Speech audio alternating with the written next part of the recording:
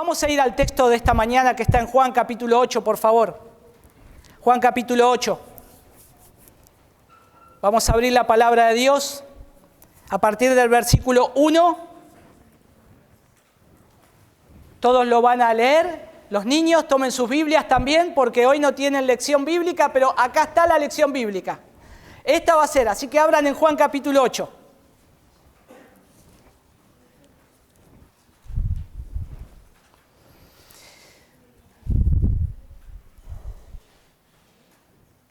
Dice, lo voy a leer de la Biblia de las Américas, pero Jesús se fue al monte de los Olivos. ¿Se acuerdan que él había estado enseñando y él había estado entre la multitud? Ya él se había dado a conocer, ya su fama se había extendido. Entonces dice acá que él se fue al monte de los Olivos y al amanecer vino otra vez al templo y todo el pueblo venía a él y sentándose les enseñaba. Los escribas y los fariseos trajeron a una mujer sorprendida en adulterio y poniéndola en medio le dijeron: Maestro, esta mujer ha sido sorprendida en el acto mismo de adulterio.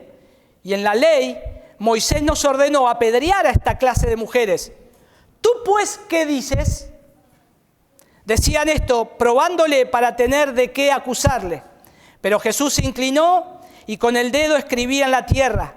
Pero como insistían en preguntarle, Jesús se enderezó y les dijo: El que de vosotros esté sin pecado, sea el primero en tirarle una piedra. E inclinándose de nuevo, escribió en tierra.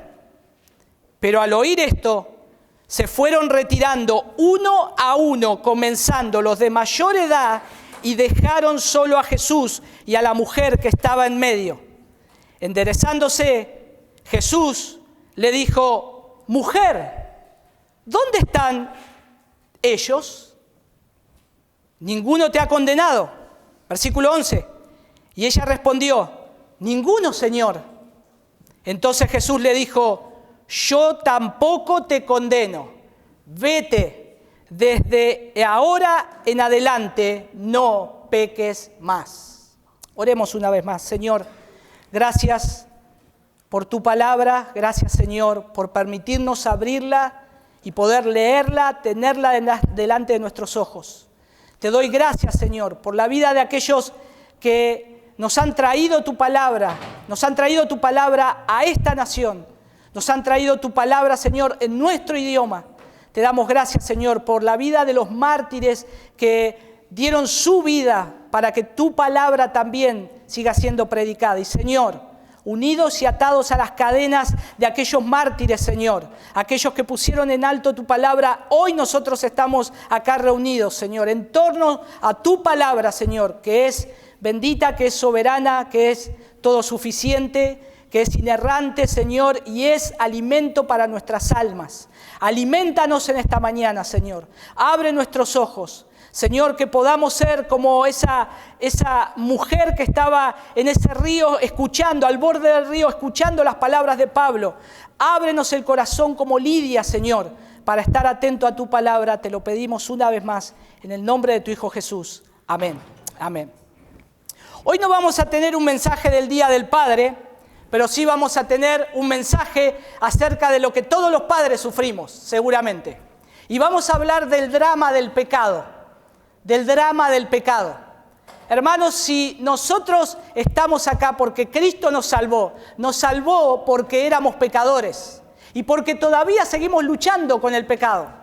Nosotros sabemos que Cristo vino y murió por nuestros pecados. Esa es una declaración de fe hecha en el Nuevo Testamento por el apóstol Pablo, por los discípulos. Cristo murió conforme a las Escrituras. Cristo resucitó conforme a las Escrituras, pero murió por nuestros pecados. Él murió por nuestros pecados. Y el pecado en nosotros sigue siendo un problema. Sigue siendo un problema. ¿Cuántos de ustedes no tienen problema con el pecado? ¿Cuántos? Los niños que están acá, ¿tienen problema con el pecado? ¿Luchan con su pecado? Todos luchamos con el pecado. Todos.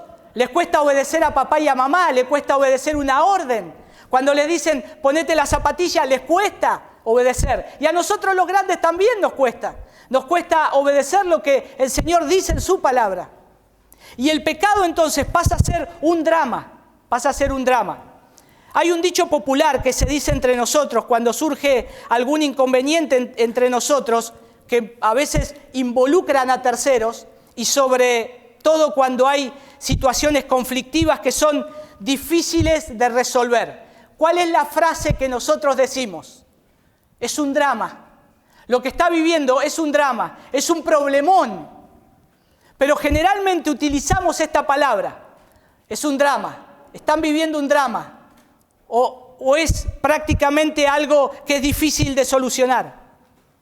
Y utilizamos esa palabra drama porque viene esa palabra del significado de un texto literario que caracteriza a una situación o una representación de acciones y situaciones humanas conflictivas. Por eso cuando vemos algún problema por ahí que es muy grande, decimos es un drama. Y está bien esa palabra, porque es un drama, es un conflicto. Hay algo ahí que no se sabe si se va a solucionar. Es un gran conflicto. Y en ese sentido, drama también puede hacer referencia a esa obra dramática que uno vive.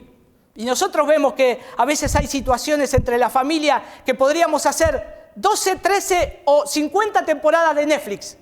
Porque hay un montón de escenas que van cambiando. Y hay mucho drama, muchos problemas. El drama, nosotros tenemos que ahora verlo en relación al pecado. Por eso quiero considerar en esta mañana que el pecado no es un hecho menor y que el pecado es un drama. Es un drama. Es un drama que nos va a perseguir hasta que nosotros entremos al cielo. Es algo que vamos a tener que luchar día tras día. Ahora estás luchando con el pecado. Ahora tu mente está divagando por distintos lados. Estás luchando con distintos pensamientos. Te levantaste luchando con distintos pensamientos.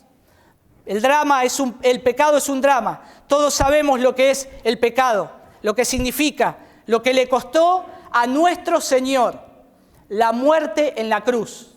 Jesús vino a morir por nuestros pecados. Dice un autor, Richard Baxter, hay un escrito excelente que se llama Orientación para odiar el pecado. Y si ustedes lo pueden buscar y descargarlo, está gratis. Es un librito chiquito. Pero yo tomé una cita de él, de esta orientación para odiar el pecado, donde dice lo siguiente: tenga bien considerado el sacrificio de Cristo, su sangre derramada y su vida santa. Su trabajo es expiar el pecado y destruirlo. Su sangre fue derramada y su vida fue santa. Su trabajo no solamente es expiar el pecado y destruido, su sangre también fue derramada por el pecado. Su vida lo condenó. Ame usted a Cristo y odiará aquello que causó su muerte. Ame a Cristo y usted anhelará ser hecho a su imagen y odiará aquello que tan contrario es a Él. Fin de la cita. Lo que Richard Baxter nos quiere decir, tengamos en mente, hermano, hermana, jóvenes, niños, tengamos en mente que el pecado le causó la muerte a Jesús. Que antes de que yo quiera pecar o piense algo que es pecaminoso, tengo que pensar que ese pecado lo llevó a nuestro Señor a la cruz. Ese pecado que querés cometer, ese pecado que te gusta, ese pecado que no podés dejar, tenés que cambiar tu mirada y poner tu mirada en la cruz de Cristo, porque ese pecado que tanto querés, a Él le causó la muerte. Eso es lo que Richard Baxter dice. Y muchas veces no tomamos conciencia del pecado, no si hay que mirarnos a nosotros mismos. Yo sí rápidamente puedo mirar el pecado en otro. Ahí mirá el hermano cómo está pecando, mirá la hermana lo que está haciendo. Pero cuando se trata de mí mismo, es difícil mirar el pecado, ¿o no? ¿O solamente esto me pasa a mí? Siempre es fácil mirar el pecado de otros, pero cuando tengo que mirar mi propio pecado es mucho más difícil. Pero si somos rápidos en ver el pecado ajeno, tendríamos que ser aún más rápidos en ver nuestro propio pecado, en ver nuestra propia condición. El Evangelio de Juan acá nos narra en el capítulo 8 la historia de una mujer adúltera presentada a Jesús para ser juzgada. El Evangelio de Juan es un evangelio precioso para leerlo una y otra vez. No solamente por los relatos que se vuelcan ahí de nuestro Salvador, como los otros evangelios, sino que Juan hace énfasis en algo, en ese Dios que es amor, que es perdonador y que tiene su gracia suficiente para con los pecadores. Juan se encargó de estar poniendo arriba, digamos, en el tapete de la vida de Jesús estos hechos como el de la mujer adúltera que fue presentada delante de él. Y creo que esta historia es muy buena ilustración para poder ver el drama del pecado, para poder comenzar a ver el drama del pecado. Porque en ella podemos apreciar las conciencias que trae el pecado, también la toma de conciencia del pecado y también la oferta que se le hace al pecador, la oferta del perdón sobre el pecado. Entonces vamos a considerar ahí, en primer lugar, quiero considerar lo que es el pecado. Hermanos, el pecado no es gratis. El pecado no es gratis. Tal vez podés creer que pecás y es gratis. No, el pecado es compre ahora y pague mañana. El pecado es pagar después que lo tenés o que lo consumís. Y el pecado sí o sí va a traer consecuencias. No esperes nunca hacer algo pecaminoso y no tener consecuencias. Siempre las vas a tener, siempre. Siempre las van a tener. ¿Cuál es una de las cosas que causa el pecado?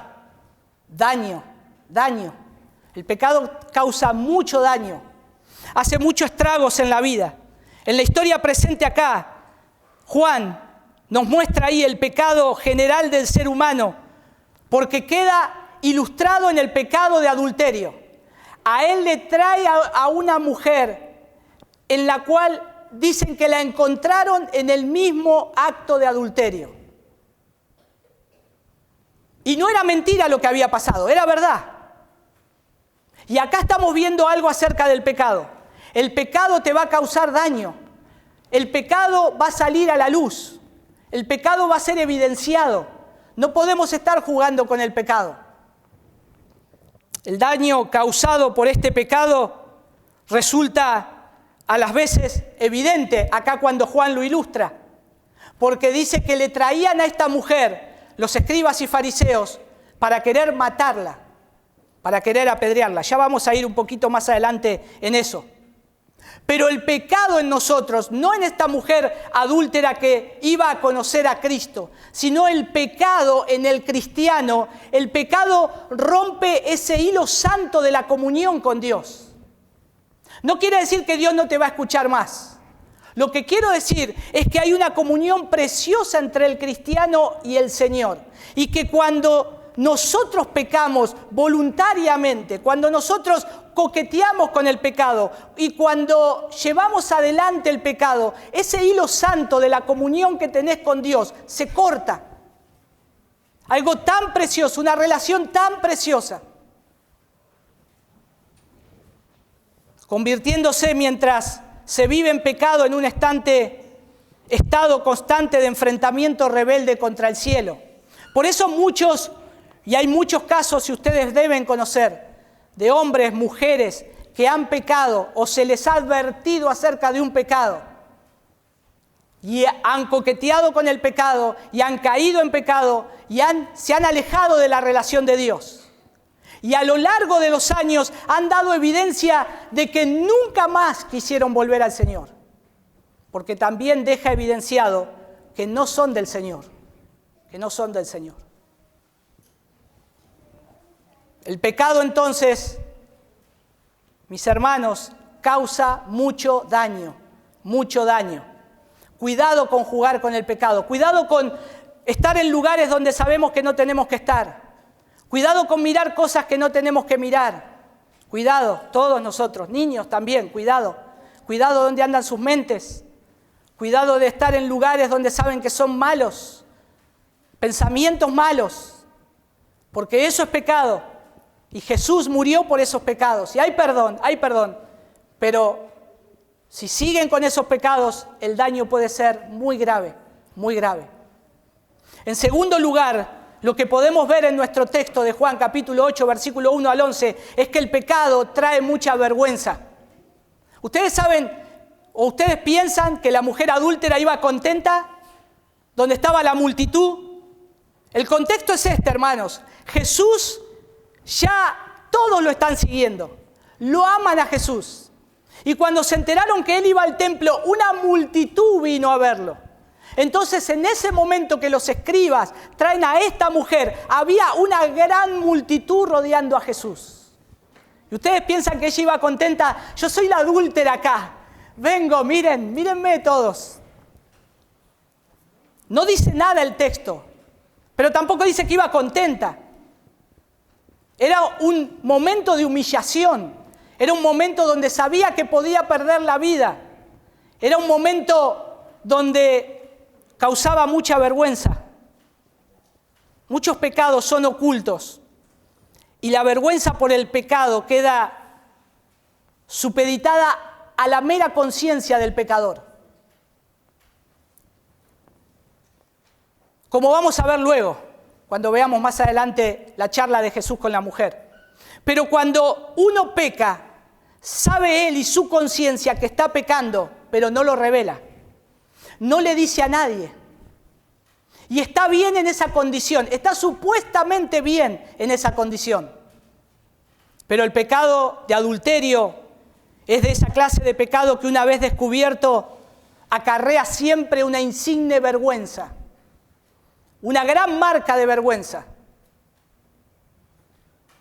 De cuántas burlas, risas y desprecios se hacen objeto al ofensor y al ofendido. Porque cuando se descubre, ahí es donde no solamente vienen todas las acusaciones, sino que vienen las burlas, vienen las ofensas. Y el pecador tiene que sufrir esa vergüenza. Porque le hacen notar que han perdido parte de su dignidad humana. Más en estos casos de adulterio que estamos viendo acá en Juan 8. Es un pecado con consecuencias terribles. Todos los otros pecados que ustedes piensen son terribles. No se olviden esta premisa general. Todo pecado, mentira, chisme, ira, idolatría, llevó a nuestro Jesús a la cruz. Pero este pecado de adulterio lo que trae es una insigne vergüenza, una afrenta. Y cosas peores. Imagínense, traer una mujer entre nosotros, estemos en esa época, Jesús está acá, y entran por esa puerta los maestros de la ley, los fariseos, y traen a esa ramera acá. ¿Qué diríamos? ¿O qué diría la multitud? Mirá, ahí está esa chica fácil, la agarraron al final, a esa que se acuesta con todos. Vergüenza, humillación. Aunque alguien dijo una vez que el ser humano es por naturaleza maestro en disfrazar sus pecados para que lo respeten, para ser respetado. El adulterio, una vez conocido, lo reviste como, ¿vieron esos bonetes que se decía? Yo no estuve en esa época. Pero dice que en la escuela se ponía un bonete, ¿no? Y lo ponían en un rincón. O como un bonete de burro. Una afrenta tremenda, terrible. Bueno, el pecado de adulterio cuando es descubierto es como que a alguien se le pone ese bonete. Eso largo, como una galera larga, para que todos puedan ver y decir, ahí está el pecador. Ahí está este que se le descubrió el pecado.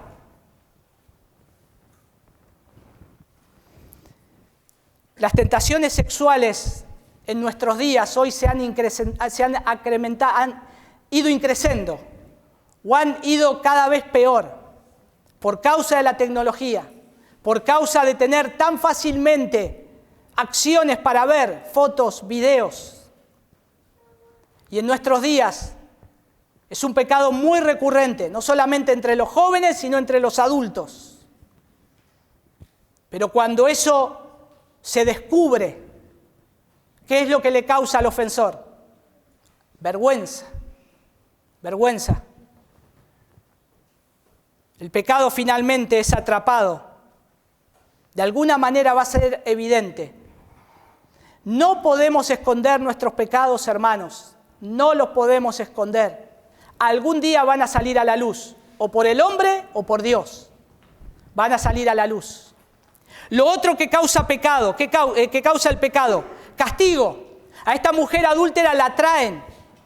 Y no solamente le causó vergüenza ser expuesta delante de todos, sino que ahora ella sabía que la querían apedrear, porque el castigo era morir apedreada. La paga del pecado, dice Romanos, ¿qué es? La muerte. La muerte. No esperemos pecar y que no nos caiga el juicio de Dios. Es irreal. El Señor es fiel a su palabra. Él va a cumplir su palabra. Él dice que la paga del pecado es la muerte. Punto. ¿Por qué queremos rebajar la palabra de Dios? ¿Por qué la quiero hacer tan actual o a mi manera? No, Dios me va a dejar pasar esto. Dios sabe que le amo. Dios sabe que voy a la iglesia. Dios sabe que leo la Biblia. Dios sabe que yo una vez levanté la mano e hice una oración de fe. No, mi amigo, no. La paga del pecado es la muerte. Y cuando te enfrentes a Dios, te vas a enfrentar al juicio de tu Señor. Es lo que dice su palabra. Yo no estoy inventando nada. La paga del pecado es la muerte. Toda transgresión es siempre castigada, en esta vida o en la venidera. Siempre será castigada. En cualquier otra o en cualquier cultura y en cualquier civilización existe un marco legal, un cuerpo legislativo de leyes que controlan la vida de la sociedad, como nosotros tenemos. Nosotros, si robamos algo, ¿qué va a pasar? Vamos a salir y decir, bueno, me robé algo, acá no pasó nada. Viene alguien, nos denuncia, viene la policía, nos mete preso. Un marco de leyes, legal. Cuando haces una infracción a la ley puesta por la nación, te van a llevar preso. Cuando nosotros transgredimos las leyes del Creador y del Señor, del cielo y de la tierra, Dios nos va a juzgar. Dios es el que nos va a juzgar con sus leyes. Y Él dice que la paga del pecado es la muerte, el castigo es la muerte, porque el mal debe ser cortado. Así como el mal tiene que ser cortado de cualquier sociedad, el Señor no tolera el mal. Hermanos, estamos hablando de un Dios 3 veces santo, santo, santo, santo. Su presencia y santidad. Él anda en santidad. Va a querer que sus hijos anden de la misma manera. Por eso Él está comprometido con nosotros. Porque sabe que nosotros necesitamos de su gracia día tras día. Y en su gracia Él nos ofrece todos los medios para que andemos en santidad. Señor, es difícil no pecar. Pero su palabra me dice que es así, que es difícil. Entonces yo te doy los medios de gracia para que crezcas. Te doy la oración, te doy la palabra del Señor, te doy el que vengas a cantar a la iglesia, te doy el que vengas a escuchar la palabra de Dios a la iglesia, te doy la iglesia a los hermanos para que te alienten. Todos esos medios de gracia son para nosotros, para que andemos en santidad. Y el Señor nos lo da.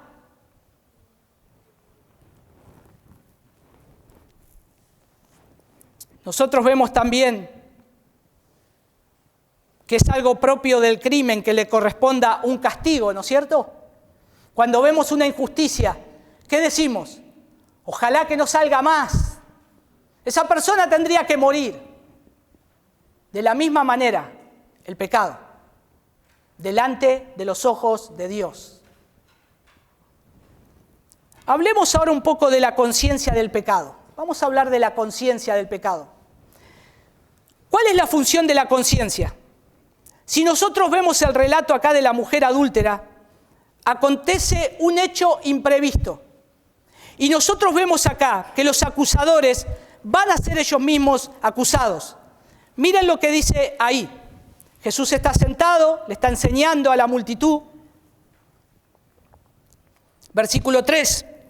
Los escribas y los fariseos trajeron a una mujer sorprendida en adulterio y poniéndola en medio, dice, o sea, vean esta imagen, la multitud, Jesús enseñando, ellos irrumpen y es como que hacen un subcírculo adentro de ese círculo grande. En ese círculo que ellos hacen con Jesús, le meten a la mujer adúltera en el medio. Entonces, la imagen es esta, una multitud viendo lo que está pasando con un grupito de hombres ahora reunido en círculos alrededor del maestro con una mujer en el medio acusada de adulterio. La ponen, dice, en medio de él y le dice, la encontramos en el mismo acto de adulterio. Y en la ley Moisés nos ordenó apedrear a esta clase de mujeres. Tú pues, ¿qué dices? Lo que estaba pasando acá, hermanos, es lo siguiente. Jesús, su fama ya se había ido por las nubes, podríamos decir. Ya todos conocían de Jesús. Los escribas y fariseos buscaban ocasión para agarrarle, para matarlo y no podían, para acusarlo de algo y no podían. Entonces, ¿qué es lo que sucede acá? Ellos están tramando, buscando cómo podemos atrapar a Jesús, cómo podemos hacer que no siga este hombre haciendo los milagros, diciéndose que es Dios, que es el mismo Dios. Entonces, encuentran a una mujer, uno de ellos, no sé, si viene corriendo y dice, tengo una idea, encontré a una mujer en el mismo acto de adulterio, ¿a dónde? Tráela para acá. Pero ellos estaban pasando por alto todas las leyes que inclusive ellos mismos habían creado. Porque ellos sabían que por la ley de Moisés, esta mujer podría ser apedreada, pero también ¿quién era el que estaba con ella? El hombre que estaba con ella. A él no le dicen nada, él no está. Algo que hicieron mal. Ahora, estaban en una jurisdicción romana. Y si alguien cometía un acto de apedreamiento en esa jurisdicción romana, estaban violando la ley del César. Y ellos sabían que estaba mal. A su vez, se sabía por parte de los judíos que estos actos de adulterio no se tenían que juzgar en medio de la multitud, en la calle, como hicieron ellos. Tenían que ir al Sanedrín. Entonces ellos tramaron todo mal. Pero pensaban astutamente, lo hicieron muy astuto. ¿Pero con quién estaban tratando? Con Jesús, el Hijo de Dios. Estaban tratando con Jesús, que él ya sabía cuando traían a la mujer esa, de qué les iba a decir. Jesús ya sabían de qué lo iban a acusar, qué les iban a decir, y él ya sabía la respuesta que le iba a dar. Pero ellos estaban ciegos, no sabían que estaban delante del Mesías y del Dios encarnado.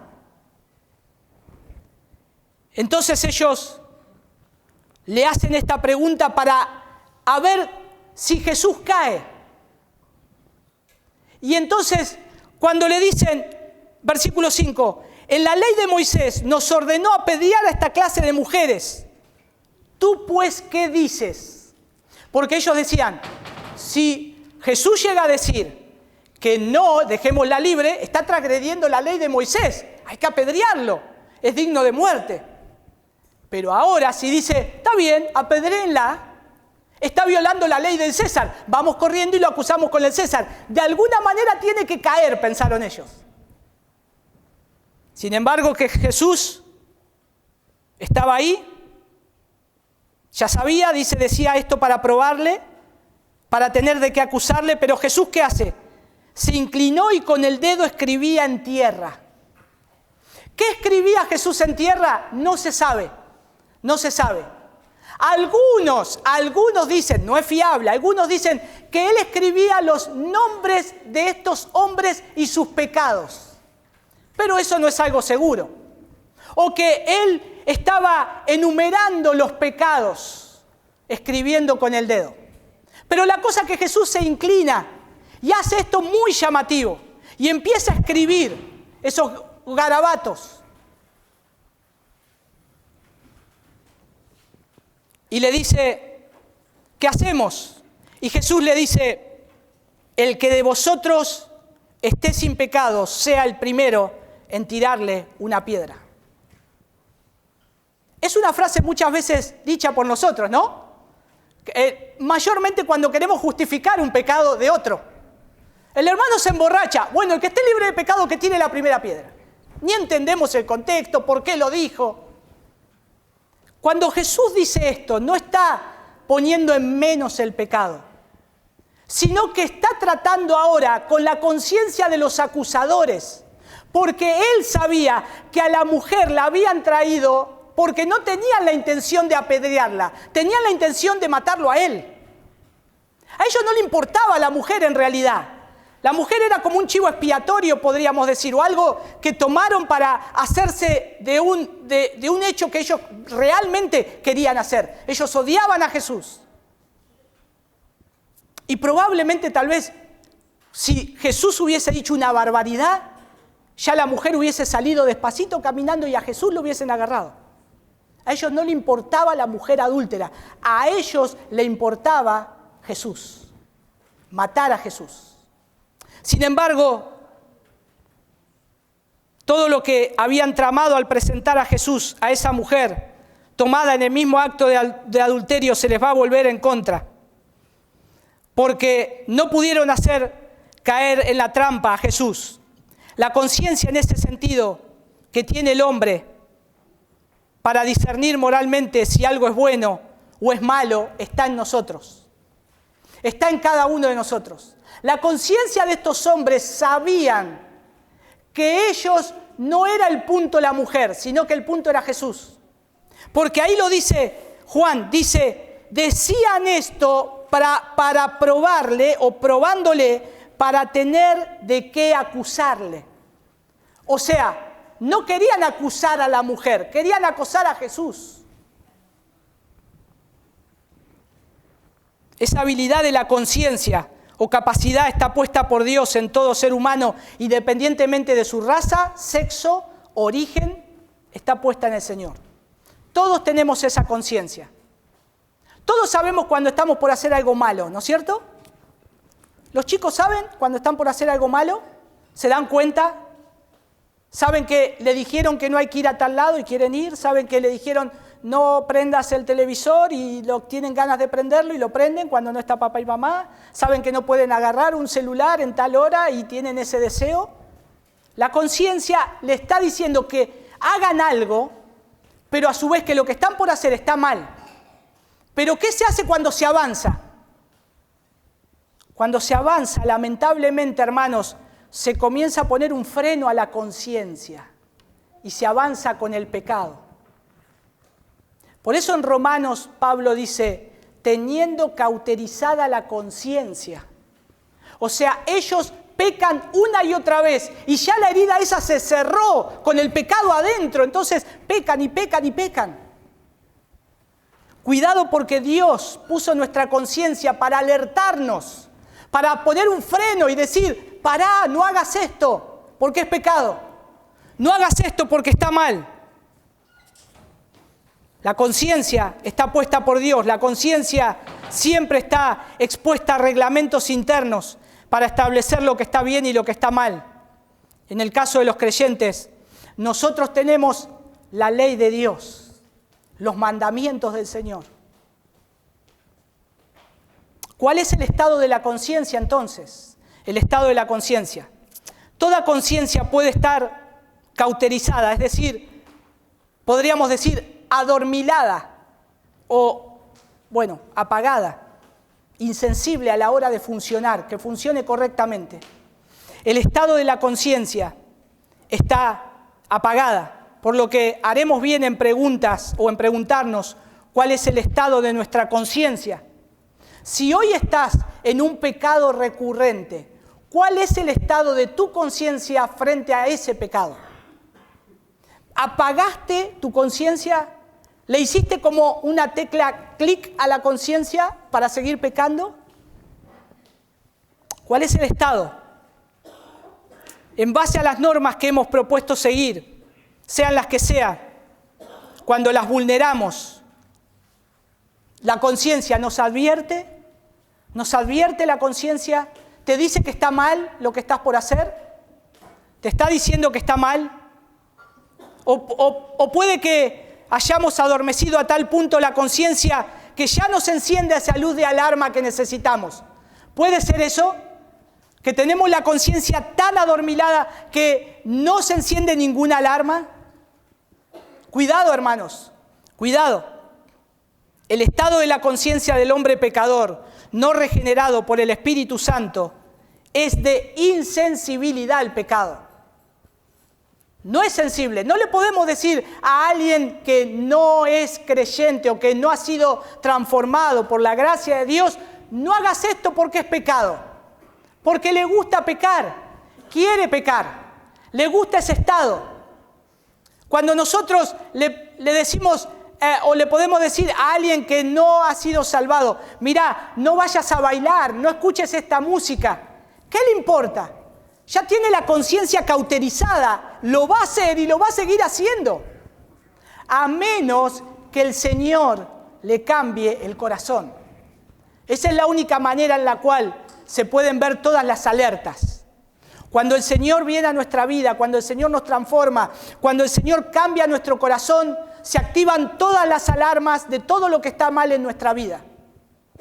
¿Vieron que cuando dicen, cuando yo me acerqué a Cristo, todo empezó a ir peor? Es verdad, porque todo lo que vos veías como bueno, ahora ves que es pecado.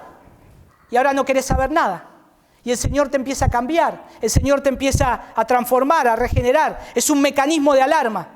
Y el estado de la conciencia del hombre pecador no regenerado por el Espíritu Santo es de insensibilidad al pecado.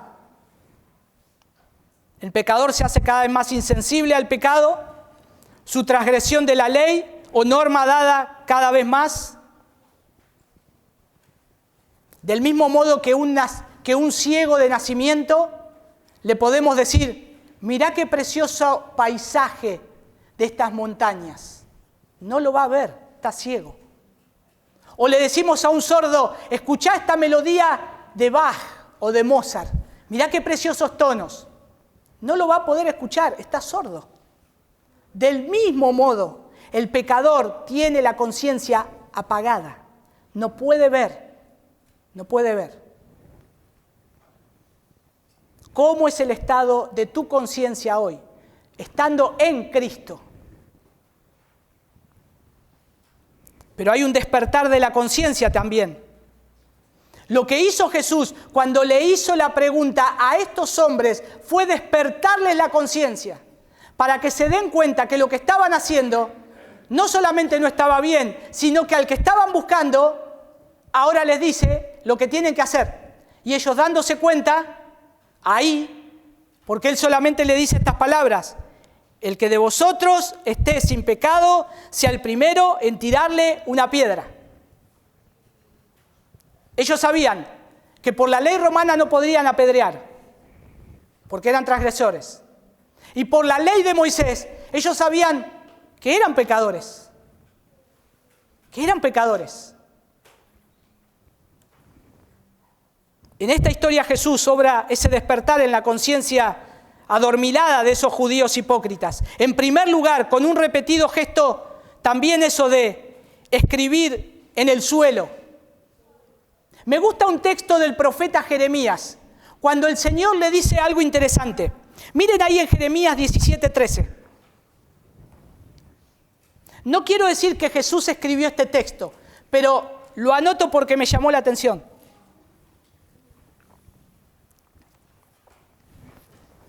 Jeremías 17:13. Oh Señor, esperanza de Israel, todos los que te abandonan serán avergonzados, los que se apartan de ti serán escritos en el polvo, porque abandonaron al Señor, fuente de aguas vivas. No está ningún comentario. Y si yo alguna vez hago un comentario bíblico, tal vez ponga esto, que Jesús tal vez estaba escribiendo este texto. Porque esto describe perfectamente a estos hombres hipócritas, a estos hombres que tenían apagada, adormilada su conciencia. Abandonaron al Señor, no lo reconocían a Jesús. Y así como el antiguo pueblo, ahí que Jeremías profetiza, ellos abandonaron al Dios del agua de vida. Cavaron para sí cisternas rotas. Estos acusadores eran en sí mismos, todos ellos, culpables de adulterio. Ellos representaban a ese Israel como la esposa infiel a su marido amante. Estos judíos venían con esa tradición y ellos sabían que en la antigüedad los profetas le habían dicho: vuélvanse a mí, vuélvanse al Señor. Una nación adúltera, una nación que había dejado a su esposo y ha habido otras fornicaciones de otros dioses. Y ahora ellos les traen a una mujer adúltera para acusarlo. Y ellos ahí se dan cuenta que eran culpables también. Porque recuerda su infidelidad espiritual y el castigo que ellos mismos merecían si Dios desataba de juicio en ese momento.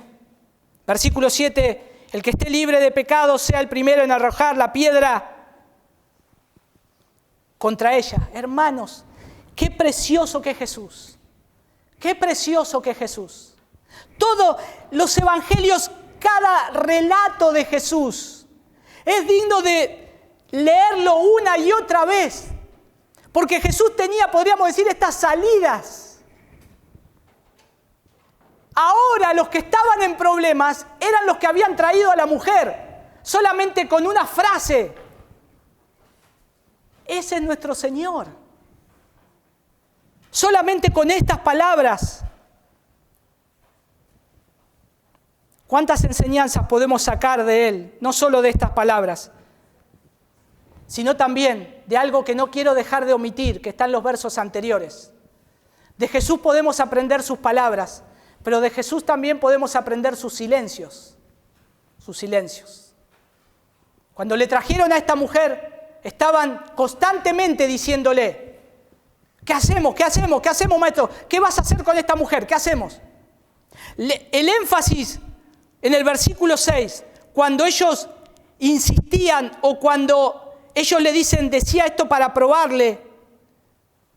Y el versículo 7, pero como insistían, lo que ellos estaban haciendo, ¿vieron cuando nuestros hijos quieren ir comer algo o ir a algún lado? ¿Cuándo vamos? ¿Cuándo vamos? ¿Cuándo vamos? ¿Cuándo vamos? Ese es el término. Insistían, insistían, insistían. Pero Jesús paciente. Su silencio hay que saberlo interpretar también. Qué bueno es aprender de los silencios de nuestro Señor.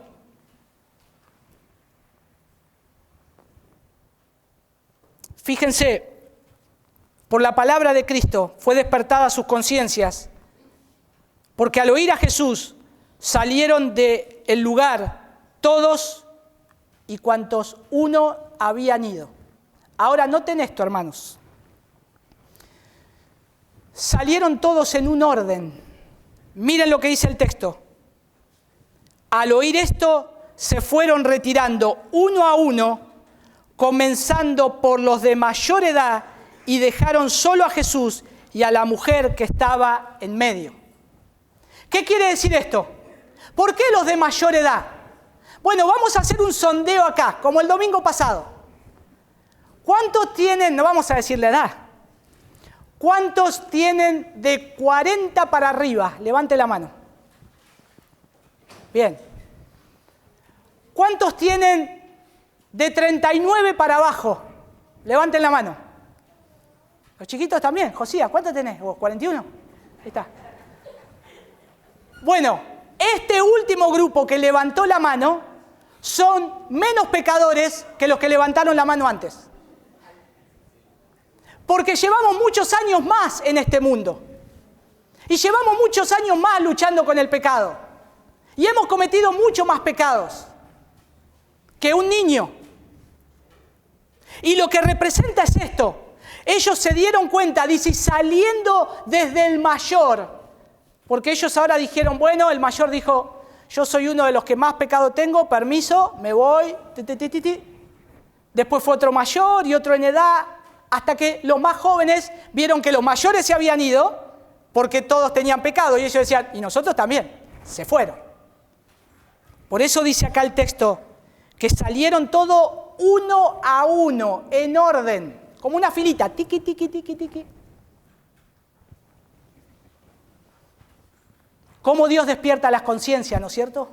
Dios despierta la conciencia para que reconozcamos nuestro pecado, para eso. Ahora bien, vamos al último punto.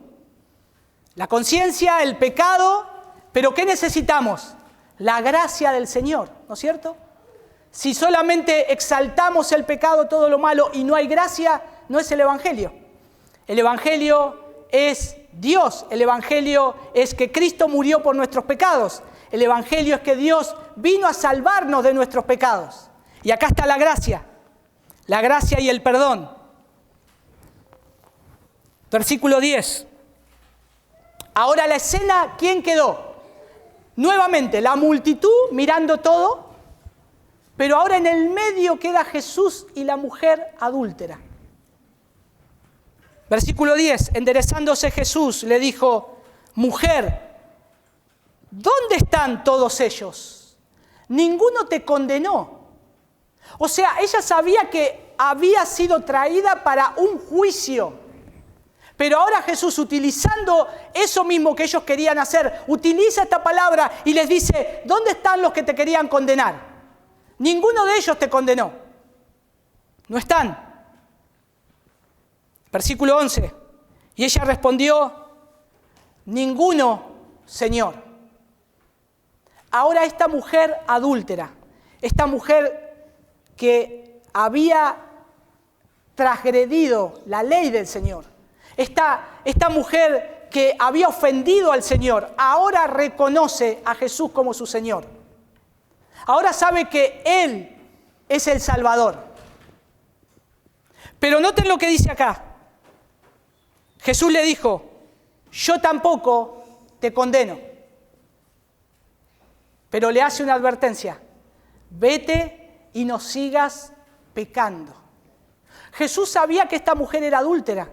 Jesús sabía que esta mujer era pecadora y que su pecado había sido descubierto. Sin embargo, acá vemos la gracia del Señor. ¿Quién iba a pensar que esta pecadora adúltera se le iba a ofrecer el perdón? Ella se quedó ahí esperando a ver qué decía Jesús. Sin embargo, acá está Jesús, quien ha venido para salvar a pecadores, ofreciéndole gratuitamente el perdón. Él le dice estas palabras, y estas son las palabras del Señor. Yo no te condeno. Una gracia tan grande, dada por nuestro Señor a pecadores. Pero la gracia no se puede ocultar. Es la nueva o la buena nueva del Evangelio. Hay perdón para los pecadores, aún para los más viles. Aquellos que nadie quiere ver, el Señor los perdona. El Señor los perdona. Que nadie tema acercarse a Cristo confesando sus pecados, porque no va a ser rechazado. Cualquier pecado, sea pecado de adulterio, pecado de robo, el pecado más horrible que ustedes piensen, no lo vamos a enumerar. Jesús murió en la cruz por esos pecados. Y Jesús puede perdonar tus pecados. Pero está el precio del perdón. El perdón le resulta que tal vez alguien quiere decir, bueno, el perdón es gratis. No, hermanos, el perdón resultó caro. El perdón resultó caro. Costó la muerte del Hijo de Dios clavado en la cruz del Calvario. El Señor te perdona gratuitamente, pero eso no quiere decir que no costó nada. Vieron que tenemos esa conciencia media socialista, ¿no? Decir, me bajaron el gas, me bajaron la luz, pero hay que pagar ese gas y esa luz. Ay, esto me lo dieron gratis, me dieron comida gratis. Alguien pagó por esa comida antes. Todo se paga. Bueno, acá el pecado no es gratis, el pecado costó, tuvo un costo. Costó la muerte de nuestro Señor. El precio de tu perdón fue la muerte de Jesús. Y esto Nos cuesta entender muchas veces en nuestra cultura, cuando nosotros queremos todo del Señor. Entonces, por eso pedimos cosas. Por eso pedimos autos, pedimos casas, pedimos un montón de cosas. Un Jesús asistencialista, socialista. Dame, dame, dame. Y Jesús vino a morir en la cruz, no por lo que nos falta materialmente. Vino a morir por tus pecados y por mis pecados, porque somos los más horribles de este mundo. Él pagó por lo que ahora estás obteniendo, el perdón. No te olvides nunca eso. En este caso, el precio del pecado es gratis para el pecador, pero alguien pagó por eso y se llama Jesús de Nazaret. Jesús pagó por esta mujer adúltera. Jesús no solamente la perdonó, sino que le dijo, no vuelvas a hacer eso, a caer en ese pecado, no lo vuelvas a hacer. Pero Él murió también en la cruz por ella. El Señor soberanamente decide ofrecer perdón a esta mujer pecadora. Él vino a salvar, no a condenar. Los evangelios lo repiten una y otra vez. Él ha venido a buscar y a salvar lo que se había perdido. Él no ha venido a buscar a justos, sino que vino a buscar a pecadores. Será en su segunda venida cuando vendrá ya como juez a juzgar a los vivos y a los muertos. En ese momento, hermanos y amigos, en ese momento ya no habrá perdón. Cuando Jesús venga para juzgar, Él va a venir como un juez. Nadie se podrá arrepentir. Él va a venir ya como un juez a condenar. Y va a apartar a las ovejas de los cabritos. Y va a separar al trigo de la paja. Y Él va a tirar la paja al fuego para que arda. Y así será el lloro y el crujir de dientes, porque no hay perdón, no hay perdón. Ahora es el momento de pedir perdón. Ahora es el momento de pedir perdón y de arrepentirse, creer en Jesús como Señor y Salvador. Esta es la hora, este es el momento. Todos los que estamos acá, los que han creído en Cristo y los que no han creído en Cristo, este es el día en el cual se tienen que arrepentir, hoy. Mañana puede ser tarde. Y la responsabilidad del perdón. ¿Jesús perdona tus pecados? Sí. Jesús murió por tus pecados, presentes, pasados y futuros. Pero tiene una responsabilidad, hermanos. ¿Cuál es la responsabilidad? Versículo 11. Vete y no peques más. Esa es la responsabilidad del cristiano. El Señor te perdona, pero no lo hagas más. No lo hagas más. El perdón no da licencia para seguir pecando. La gracia no da licencia para seguir pecando. ¿Perseveraremos, dijo Pablo, en el pecado para que la gracia abunde? En absoluto, no. Costó caro. El pecador confeso tiene la responsabilidad de vivir ahora haciendo obras dignas de una persona arrepentida. Juan el Bautista venía predicando, hagan frutos dignos de arrepentimiento. Nosotros tenemos que seguir haciendo esos frutos dignos de arrepentimiento como hijos de Dios. Lo que sí vemos acá, hermanos, es que el pecado es un gran drama. Y la única manera de ser librado es aceptando la gracia del perdón ofrecido por Jesús. Y que dejes de pecar. No solamente que dejes de pecar si estás pecando o si estás asumido en un pecado, sino que dejes de pecar y que luches contra el pecado para la gloria de Dios y para el bien de tu alma. Que podamos echar mano de todos los medios que tenemos que el Señor nos ha dado para luchar fielmente. No tenemos lucha contra sangre y carne, sino contra principados y potestades, porque nos vienen a atacar a nosotros y quieren destruir tu alma. Seamos sabios. Acudamos a Jesús cada día y como esa mujer adúltera, decir, Señor, acá estoy. Señor, perdóname, Señor. No quiero seguir pecando. Porque cuando vamos en esa actitud, vamos a tener las palabras de Jesús. Yo no te condeno, yo te perdono, pero levántate ahora y no peques más. Vamos a orar. Señor, te damos gracias por tu palabra bendita. Gracias por poder considerar en esta mañana esta porción de la Escritura en la cual nos recuerda la obra de tu Hijo Jesús. Te damos gracias por esa vida perfecta. Gracias, Señor, por esta historia en la cual nos muestras qué terrible que es el pecado, pero a su vez, Señor, nos hablas a nuestra conciencia con nuestro pecado. Señor, ayúdanos a batallar fielmente. Ayúdanos, Señor, a poder estar teniendo conciencia del pecado. Señor, necesitamos de tu gracia, de tu perdón. Te necesitamos a ti, Señor. Ayúdanos. Y, Señor, que ayudes a mis hermanos en la batalla contra el pecado diario. Gracias, Señor, nuevamente. Y encomendamos nuestras vidas a ti, Señor.